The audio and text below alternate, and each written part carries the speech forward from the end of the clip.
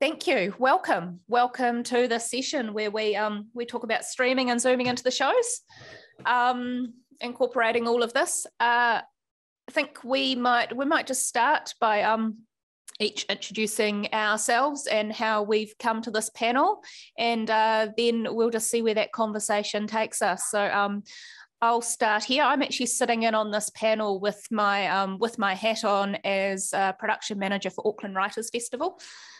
We delivered a very successful festival back in mid-May.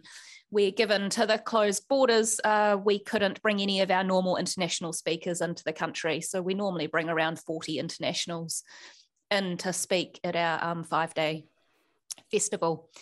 So this year we had around 25 speakers connect internationally via streaming in several different ways.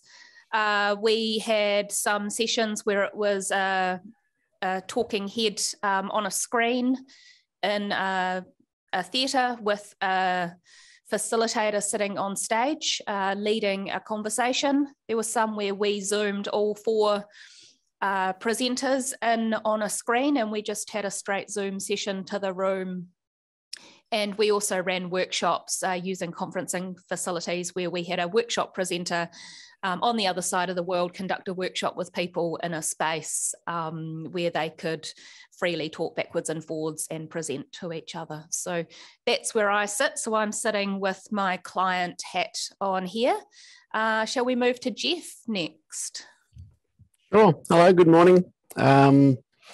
Why am I here? That's a great question. I think I got pushed in front of a bus. So I'm technology lead at Jan's. So I'll be taking a far more like nuts and bolts rather than creative side. So we are a distributor, offices in both Australia and New Zealand, and we do a lot of Zoom applications and the supporting products around it. Have to say mainly in the corporate world.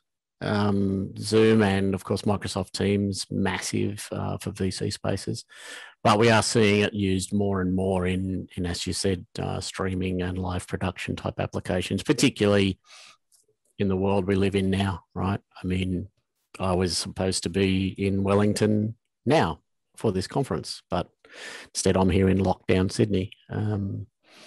So it does present a few challenges, and I guess I'm assuming this is just a panel type session, right? So we can just bounce those around and chat through any challenges. From my point of view, most of the challenges we get asked to help with are all audio interfacing and audio processing, the classic, there's echo on the line, there's this person can't hear them, this person sounds terrible. So I can certainly elaborate on that if required. And Nate. Yeah, hi. I suppose I'll preface this with the fact that I'm currently in the streaming booth for the NZSO, and so I may need to step away and deal with my duties as I do that. But I thought it was also a cool opportunity to be able to show you what we're working with here as far as putting on a production for, particularly for an organisation that hasn't in the past had a lot of digital media surrounding it. So this is the live streaming booth. I'm actually contracted to the NZSO. My company is Latitude Creative, and we do digital media from film and photography, and obviously live streaming is a part of that as well. So I facilitate all of the NZSO's content here, and I've tried to put together a quick rig that might help me demonstrate a little bit of how we integrate the live streaming into social for this sort of show, but also how you can integrate digital assets into Zoom. As far as I understand, it's part of what we're talking about today. So I've got a few bits and pieces that I can show a little later on if it goes that way. Oh, look, would you like to start by showing us your setup and going there, and then that can trigger a conversation from there? Sure. Okay. Well, I've got my second. If I can get the my other camera up, I've got myself right here, so you can actually see what I'm working with here, which is I've got an ATEM 1ME over this far right hand side, and that's where our vision mixer would normally be sitting. that allows us to jump between the different cameras over this side. This is my standard view, which is we've got 5 of what would be 10 cameras up on screen at the moment. I've got a camera controller. So the 5 cameras that are up at the moment are all PTZ cameras. So if we look at camera 5 in that top position, you should be able to see that I'm able to control it using this controller here. So that allows us to go from having what would be 5 static positions to having several hundred per camera. I've got a computer here that's running some software encoding as well. And then down the side, I've got a rack where we've got our recording hardware, our audio mixers, and I can also manage some of the previews from this side of things. For this stream just here, I've put an extra ATEM in the mix. So that's running my camera that you can see me on, as well as audio is coming in from a wireless lab here. And I've got a stream deck here, which I usually have set up to run animated triggers in Vmix, which I can cut over to. I'll jump off this camera now and go back to the other one. What I've got in Zoom is if I cut to, yeah, so this is my Zoom screen. Sorry, we've got Zoom on the top left. I've got feedback coming through now, I think. That's fine. So I've got Vmix is my software encoder on the top right. Zoom is top left. I've got YouTube and CDN running on the bottom 2 screens. And essentially it means that I can dump digital assets into what would be our video feed. So if I cut back to my camera here, and I can trigger things like lower, watermarks and lower thirds, and also bring in digital video assets over top of whatever we might be doing. Let's cut that to our video feed here.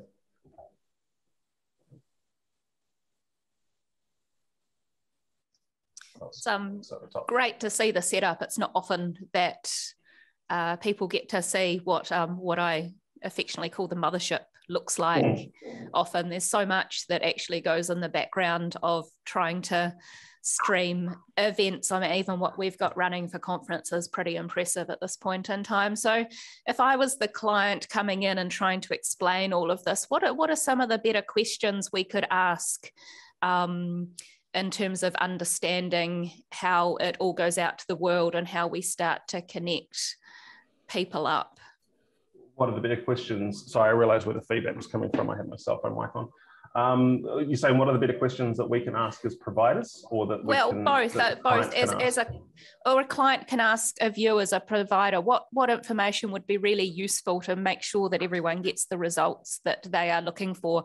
I mean, I've been on a very steep learning curve over the last 6 weeks in terms of trying to understand. I put my head in the sand for a long time and tried to ignore this side of our world, but it's become apparent very quickly that this isn't going away in a hurry. So the more we can understand and ask the right questions of a provider, the better for everyone, I think.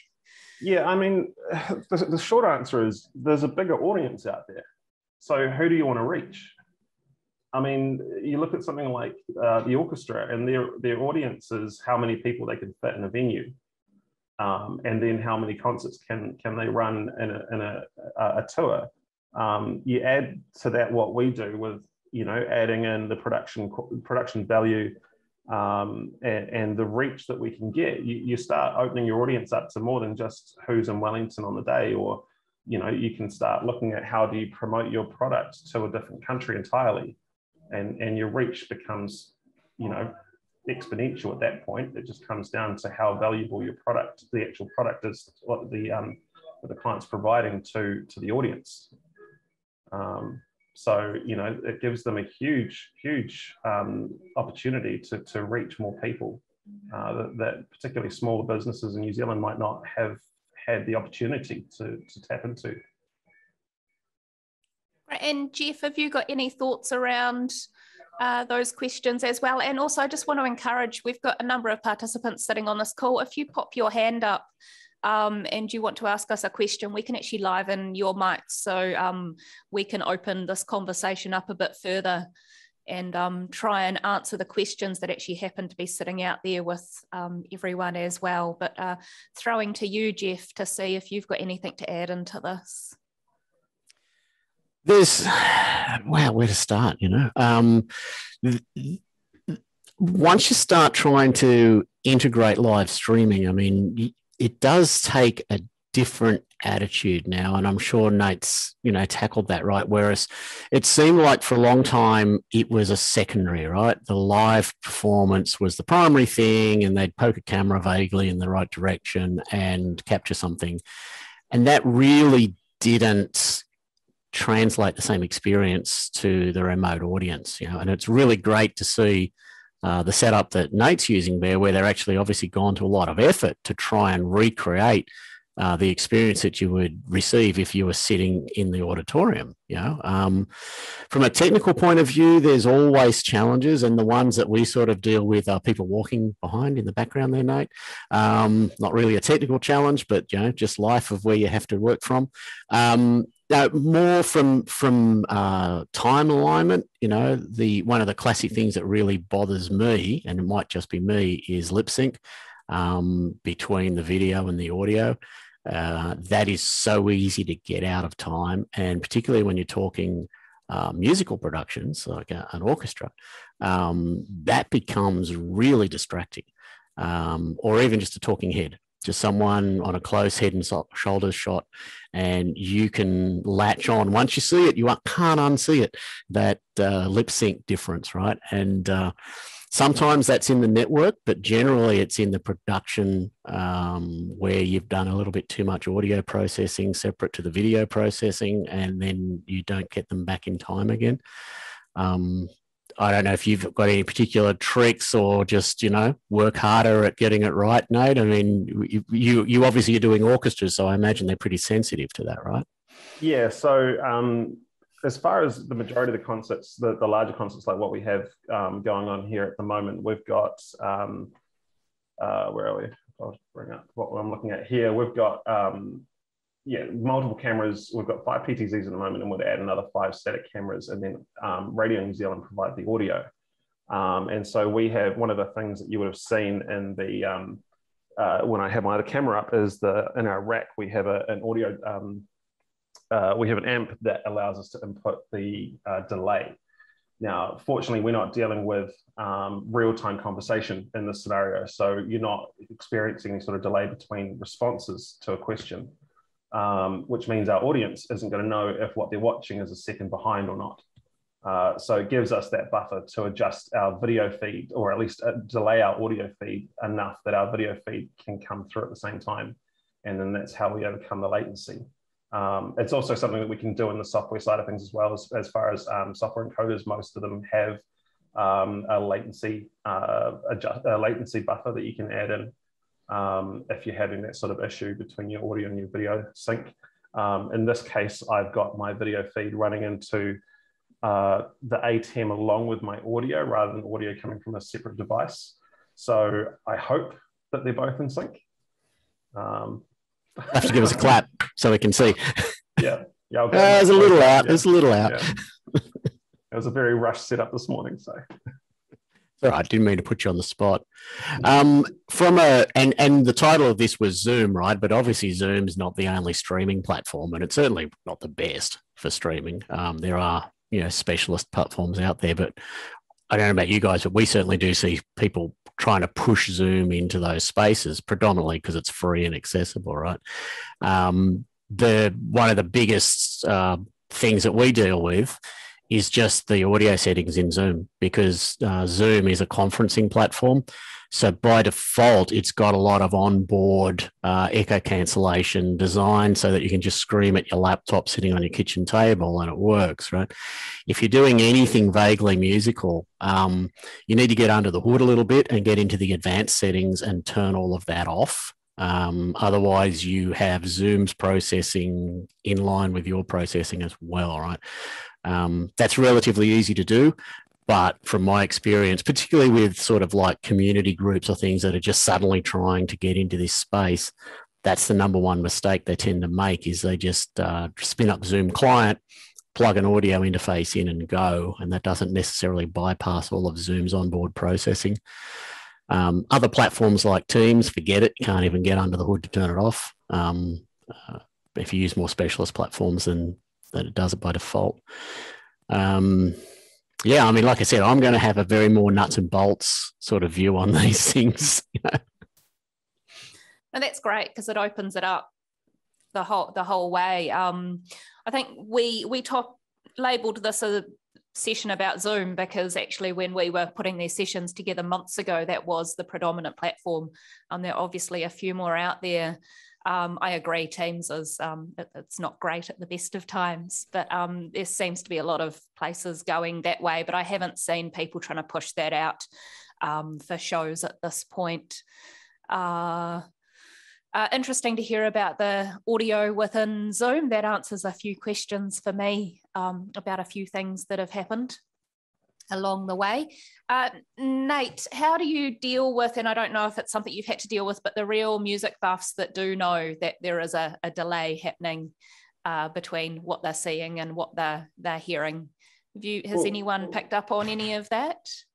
I mean, fortunately, a lot of the really big music buffs work with us. So if they're not hearing an issue, we're usually okay. We're doing okay. Brilliant. Yeah. Radio New Zealand are in the same sort of space, but across the stage from us.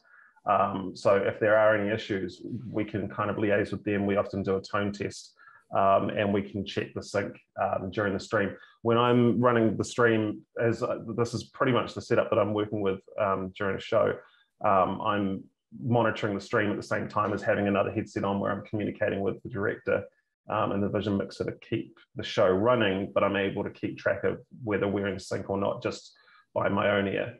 And then, of course, we have a few people that we have monitoring the stream in real time who will let us know if there's any issues. And I'll do my best to fix those on the fly. But as it stands, I'm not aware of us having had any significant latency issues since we got the setup kind of dialed in for orchestra work. Do you ever get people in the auditorium who also then tune into the stream for some reason?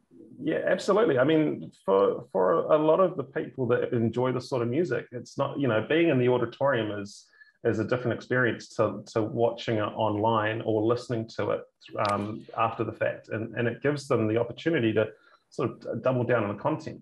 And of course, that's an opportunity for the NZSO as well, where they're able to take advantage of people enjoying the content more than just the one time at a show. They can go back and listen to their favorite parts or listen to their favorite pieces. So it gives the content some longevity.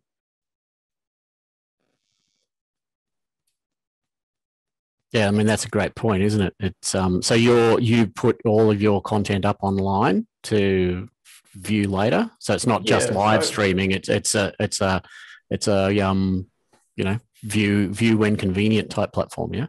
Yeah, absolutely. I'll just see if I can get a second screen up here really quickly. Bear with me for a second.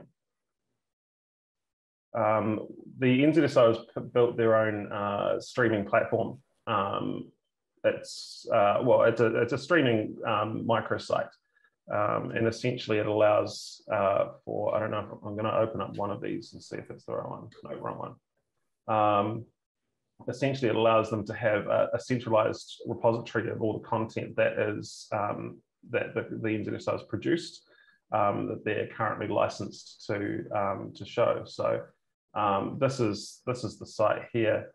I'll just, there we go. So this is live.nzso.co.nz, and you can go through and check out some of the previous concerts.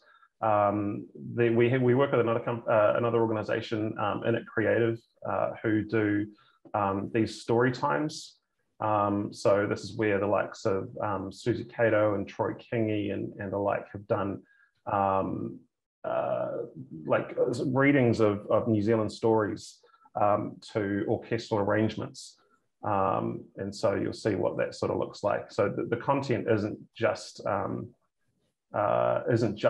concerts now. It's also this sort of short form content where we've got I'm trying to find a part where you can see the narrator. So we've got a narrator in a set with players, with the orchestra playing. Now, this is probably a bad example because the content was taken during lockdown when we were still at level 2 or level 3 maybe. So we're a bit tight as to what we could actually what we could produce in that period of time, and we've managed to increase our production quality since then. But then we've also got this other sort of short form content that my team and I produce, which it might be a small ensemble or it might be just a soloist. In this case, this is a short piece that we streamed from PlayStation, I think it is. It's a gallery in Wellington. And so this is a piece of music that was composed by a friend of Damien here, who's playing the double bass. And so we're releasing a lot of this content as not necessarily just live, but also as delayed release.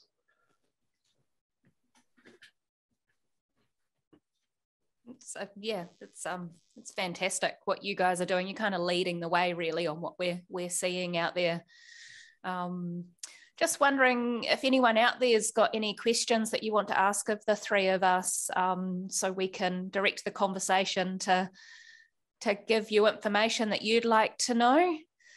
As I say, I've learned a lot recently, but I'm sure we can all learn a lot more about making this happen. The nuts and bolts is incredibly important. I found from a client point of view, really understanding how it all comes together and what is needed to get a successful end product out there as well.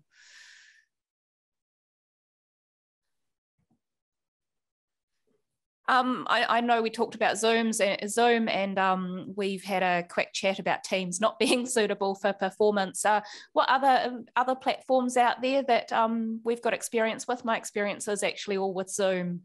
And obviously you've got your microsite happening there, Nate, but are there any other platforms that you'd start to direct people towards looking at depending on what the end product needs to be? I might pass this one to Jeff for a bit. I've been given they're playing a quiet piece just for the next few minutes, so cool. Lay low. I was really hoping you were going to pick that one up. Our experience is mainly conferencing, right? And so Zoom is definitely the predominant player there, particularly because of their webinar platform. The platform we're using right now, it's quite a robust platform. Getting external content into it is pretty easy, and it works, right? But there are more specialists, and for the life of me, I can't remember. I was using one. I was on the interviewee end of one the other day, which I think it's an Australian product. I'll Google it and I'll see if I can put it up in the chat. But it was more for recording though, and it gave you the ability to capture individual streams. So for example, if we were doing a session like this with the three of us in a panel session, it would capture as 3 individual video and audio streams so that in post you can then play with those a bit more.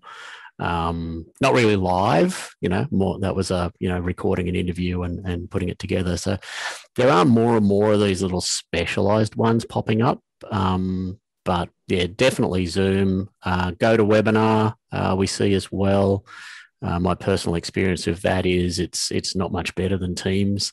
The audio quality is very second rate. Definitely my preferred is Zoom. I'm definitely part of the Zoom fan club. If it comes to needing to do streaming into a webinar platform, then Zoom's always our first choice. Yeah, I mean, Vmix and OBS as well. A lot of people are using OBS these days because it's free. Vmix is a paid service, but they both actually have the ability for you to bring in callers in a similar scenario to what we have now. But you bring them in as a camera feed, so you have a little bit more control over how the end product is received. Where with the likes of Zoom and GoToMeetings, they arrange the views in this sort of like grid view, as you can see us in now. Having control over the individual cameras means you can place them where you want, where you can have transitions going over top of them.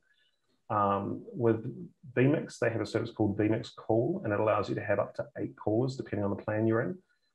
With OBS, there's a free service called OBS Ninja, and that's kind of the same thing. Essentially what it does is it opens up a direct port to your, say your panelists webcam, assigns a URL to that, and then the URL is the video source that you can bring into whichever software encoder you're using. So that's another alternative that's out there. We've got a couple of questions rocking in. So I just wonder if someone out in the control room can make that box a bit bigger so I'm not kind of squinting to try and see the questions.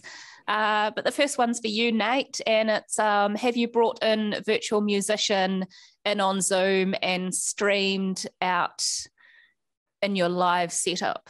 Yeah, so it's something that I've been wanting to do since we started doing this. The main issue there is latency, is that regardless of how little latency we can have in the system, the players are actually really in tune as to whether or not they're in time with the person they're playing with. So I've talked with quite a few of the players about this exact scenario, and they know, they can hear it, even if I can't hear it. And that's where I kind of have to rely on their ear more than I can rely on my own, because to me, something will sound like it's in sync and it's not. I had a scenario where during lockdown, we were producing content where we'd sent out cameras and sound kits to the players. They were recording their own music and then sending content back to me and my team to produce into sort of half-hour to hour-long performances. And there were times when I just couldn't get the sync right, or at least I thought I couldn't. And it turns out it was just nuances in the music that they were playing that meant that I was actually getting it right, but it just didn't sound right to my ear. And so it's things like that where I have to rely on their ear. There is a service that we've been playing around with just recently that relies on dark fiber, and that's kind of like the ultimate as far as streaming is concerned. It's essentially unassigned, an unassigned fiber network where there's no other traffic. So as far as latency is concerned, it's about as good as you can get. But and I'm yet to try that with the musicians to see if they can play virtually.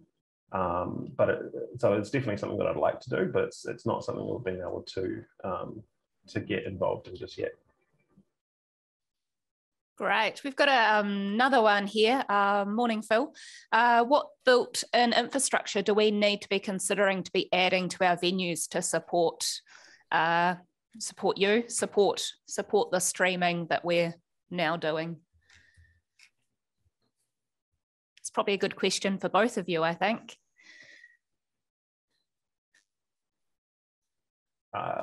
You're talking about how three of us have been put together. That's probably so just infrastructure. So if we've got venue upgrades happening around the place, or even existing venues that could, what infrastructure would be really useful, or should we be considering popping into venues, existing or new? Yeah. So I mean, as far as what we've put in here, I mean, the setup we've got here is pretty basic on the scale of things. We're using Panasonic HE40s, which are they're quite a small sensor camera, but they're PTZ with pre-programmable positions. So you can kind of, if I bring this back up, you'll be able to see I can choose a camera and I can immediately repo that camera. So if I go to camera 2 on here, and I can cut into like a tight shot on the director, albeit the conductor, albeit I programmed this yesterday and I think she's moved since then. But that sort of thing is a really good place to start. They're not the most expensive cameras in the world, and having a good camera controller means you kind of get a huge range of options right from the start. Even if you just start with 2 cameras, one static, one PTZ, that gives you a lot of options. You know, you don't have to go to the extent of having the 10 cameras that we work with here. Essentially, if you want to increase your production quality, 2 cameras is your base point, because having a wide shot that you can always cut away to and always rely on, and then having a PTZ camera that you can choose what that looks at and cut. So you cut to your wide shot anytime you reposition your camera, and then you cut back and it looks like it's a whole new camera again. So you kind of have exponential opportunities if you go with that sort of basic setup. If you're going into something a bit bigger, like a venue like we're in, and you do have a bit of money to spend, Panasonic make a UE 150, which is pretty much the top of the line PTZ camera. It's been used in quite a few sporting events. Quite a few of the networks around New Zealand use them in their studios. There's a range of different PTZs in that. Sorry, there's like a few of those cameras in use for like Parliament TV. They use them there where they can have a remote control station and remote into the cameras and control them that way. So even if the building you're operating in doesn't facilitate having a booth set up, there's options in that respect. And what about? Oh, sorry. Keep going. Sorry. No. I was just going to say, what about cable infrastructure, patch panels, power into buildings, all that, even positions where patch panels and the likes are popped in venues these days? Anything useful to be considering there?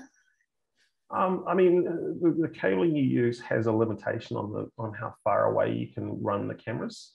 So Belden, who make a lot of the cabling that we use here, they've got different grades of cabling, and their support out of Europe is quite good. The way they'll tell you exactly how far you can run a cable, but for a particular quality of image. Here, the most we do is about 100 meters over SDI. But I was about to ask, because that depends on the method you're using, right? So you're all SDI connected. Yeah, so all of our cameras are SDI, and so SDI and Cat6. So the control interface is done over a network, and the rack that you saw earlier has all of our hardware in it. So essentially, this rack is everything we need. We do have obviously the cable infrastructure set up here permanently as far as connecting the cameras to here. But we don't necessarily need that. We can take this on the road with us, run new cables, and it would work exactly the same. Power is provided over the Ethernet cable for the HE40s, so it's PoE. But the likes of the UE 150 that has its own AC power supply. So you'll want to be considering clean power for that sort of thing. Having a power source in potentially an unusual position to be able to get the feedback to the booth. They're all considerations to have that vary significantly depending on the venue you're trying to install in. And ultimately, after all that, though, you've got to get into the actual PC that's running Zoom in this instance, right? So that usually involves an SDI to USB or a HDMI type adapter. What are you using in there? Because I suspect a lot of people sort of struggle in that area too, right? Yeah, well, the cool thing is I've got probably both ends of the spectrum here, where Blackmagic actually makes some really good hardware. There's some other options around. I've got if you're just using one camera, a consumer grade product is the likes of the Elgato. This is an HD60S.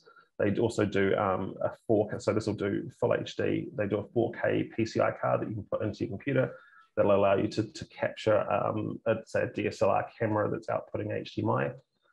The step up from that would be to use the ATEM, like I have the ATEM Mini, which is a really cost-effective multi-channel switcher. So you can have 4 cameras running into that. They're all HDMI. For the cameras that we've got here, we're running an ATEM 4K. So this will allow us to have 10 SDI cameras running into it, and then control them with our switcher. So there are good options at each price point, depending on the scale of the production. And there's a lot bigger than what we have here. I mean, 10 cameras is a relatively small setup in the scale of things. So Blackmagic, I would say, is a really good place to start because they do cover off a broad range of the market, and their hardware is really reliable, and their support's based out of Australia, so it's really easy to get in touch with someone. And they've got quite a few support agents here in New Zealand as well.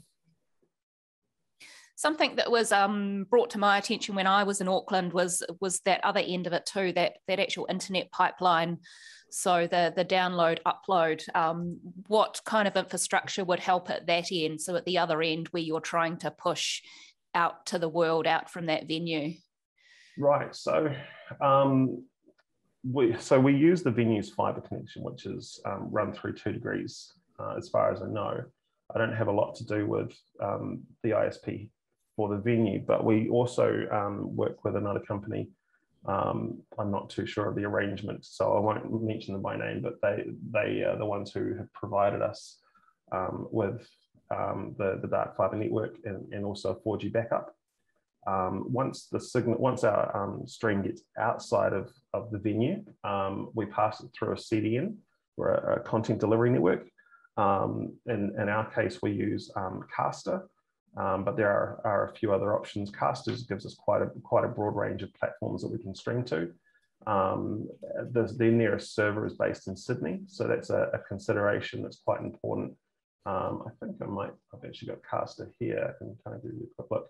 So this is Caster for our side stream that's running of the rehearsal. And so we've got, we have available on Facebook and YouTube for this particular scenario. And so we're streaming to their servers, and then their servers distribute it to the various different platforms that we have. So you can see we can kind of pick from these ones that are already preset, or we can chuck in our own RTMP settings if there's something a bit more unique. We're working on an event at the moment that we're going to be streaming to China, so that's something else that we've been able to do, is kind of liaise the handover of our content to someone on the other side of the Great Wall of China, the Great Firewall of China, sorry. That basically means that we can have an audience in China now as well, which is really cool, and that's also done through this sort of CDN setup of passing our content to a different server to do the distro of the content. It means that we're only passing out one signal rather than trying to do simulcast from within the venue and trying to output multiple streams, each of them having their own bandwidth requirements. That's great. We've got about 5 minutes left, and we've got a couple of other questions that I'll knock through. If any else are out there, pop them up on the Q&A as well. I've got one that I might try and answer. Morning, Chris. The question is, thanks for the stream. Please describe how this event is zoomed to it. There are lots of enhancements since I last paid attention to Zoom. Yes. I will give you a layman's version of how I understand it from a client's point of view. So we're currently working on Zoom webinar, which means the 3 of us that you're seeing are all sitting in a space as participants. So we log into a similar Zoom link, but we're allocated as participants. So that's how the control room out there can spotlight us, so you can see us, allow us to share screen, and allows us, we've got some bits here where we can see the Q&A. I don't know what you can see at your end, because I'm obviously sitting on this end, and those of you that have linked through our website or a Zoom link that went out via our newsletters, you're coming in as attendees. So that means that you come in muted, and that we've got more control. We've got control around your microphones and the likes, so that unless we give you the right rights, you can only type questions to us. And so that all comes through to here. So the 3 of us are presenting, so that's going through to a mixer out here and then gets pushed out to you. I think I've explained that the best that I can from the layman's. And I'm noticing that Zoom's getting better and better all the time.